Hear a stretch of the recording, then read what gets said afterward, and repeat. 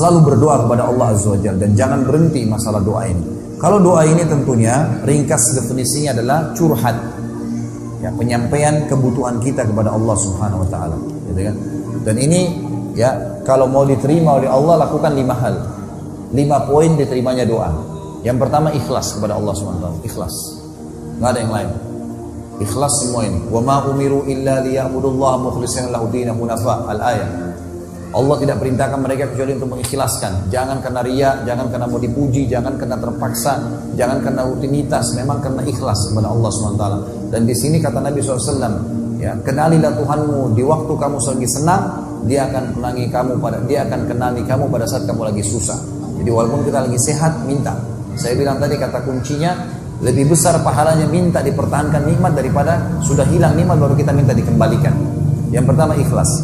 Yang kedua, ya, tidak tergesa-gesa dalam ucapan lisan dan dalam menunggu proses penerimaannya. Kata Nabi SAW dalam hadis Bukhari Muslim, yustajabu li ahadikum ma lam ya'jal. Pasti diterima seseorang di antara kalian permintaannya selama tidak tergesa-gesa. Kata para sahabat, wa kaifa ya'jal ya Rasulullah? Bagaimana cirinya orang yang tergesa-gesa? Beliau mengatakan, qala yaqulu da'autu wa lam yustajabu li fatarakat du'a. Dia mengatakan saya sudah berdoa tapi belum lihat hasilnya, maka dia pun meninggalkan doa. Yang ketiga adalah menjauhi makanan, minuman, pakaian haram. Kata Nabi SAW dalam hadis Bukhari, seseorang yang rambutnya berantakan, bajunya kotor, tidak pakai alas kaki, mengatakan, ya Allah berikan, ya Allah kasih, tapi Allah tidak berikan. Bagaimana Allah bisa kasih sementara makanan, pakaian, minumannya haram? Nggak boleh. Yang keempat, tidak meminta yang haram. Dia sendiri tidak minta yang haram, ya, dan tidak berdoa di tempat yang haram. Ini yang keempat. Jadi misal tidak bisa orang bilang ya Allah berikan saya rezeki karena saya mau berzina, misal, atau dia ya meminta di tempat-tempat yang haram, syirik, meminta-minta kepada jenazah yang sudah mati, di pohon yang dianggap keramat, ini semua tidak diterima oleh Allah Subhanahu wa taala. Kalaupun ada yang datang kepada dia itu bukan hasil doanya, tapi rezeki yang sudah tercatat untuknya tadi. Jadi tidak ada hubungannya sama perbuatan syiriknya.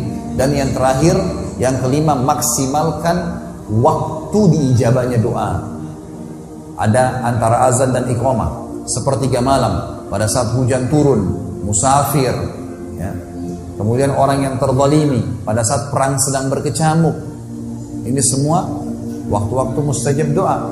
Orang-orang yang sedang haji di Masy'aril Haram, di Arafah, Nabi SAW berdoa dari habis asar sampai terbenam matahari. Ini semua waktu-waktu yang memang digunakan untuk berdoa kepada Allah Subhanahu wa taala. Alhamdulillah wassalatu wassalamu ala Rasulillah. Cuma itu saja. Tahmid dan salawat langsung sampaikan. Ya Allah, zat yang pemberi rezeki, berikanlah rezeki kepadaku.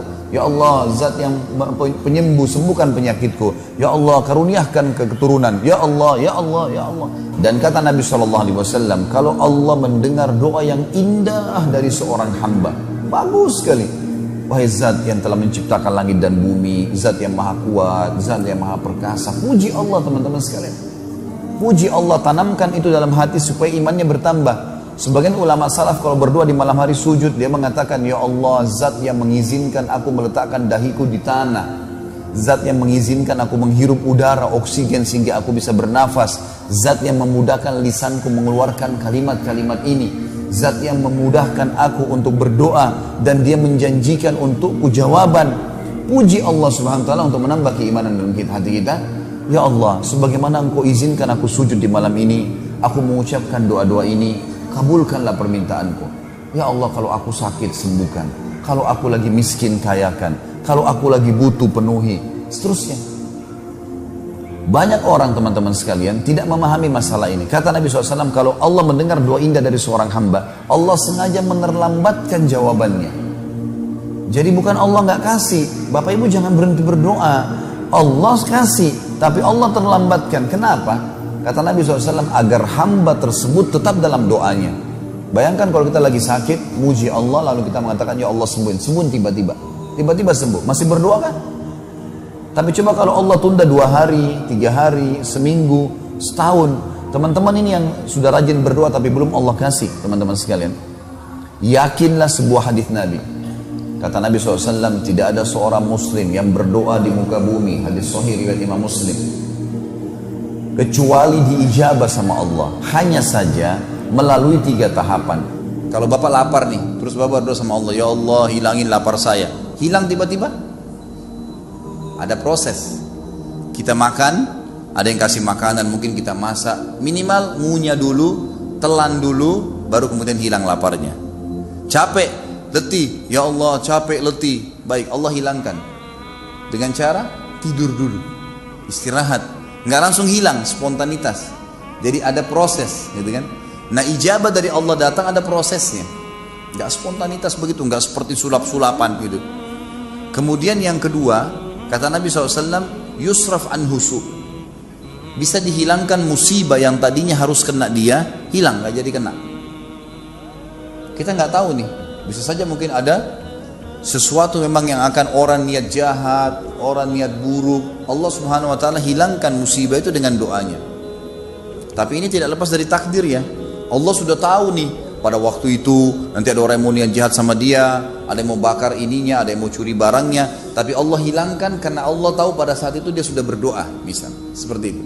Dan yang ketiga, Allah simpankan yang akan panen, dan dia akan panen dalam bentuk pahala yang banyak pada hari kiamat. Jadi tidak ada yang hilang. Akan datang beberapa orang pada hari kiamat nanti diberikan pahala bergunung-gunung. Lalu mereka berkata kepada para malaikat yang memberikan, dari mana nih? Kami kayaknya nggak tahu pahala apa ini. Kata para malaikat, ini pahala doa-doa kalian yang belum kalian lihat ijabahnya di dunia. Maka pada saat itu mereka semuanya berharap kalau semua doa mereka di dunia belum dikasih di dunia, agar mereka panen dalam bentuk pahala. Jadi jangan pernah bosan berdoa, nggak masalah. Nah itu ibadah, terus ada pahalanya. Terus ada pahalanya.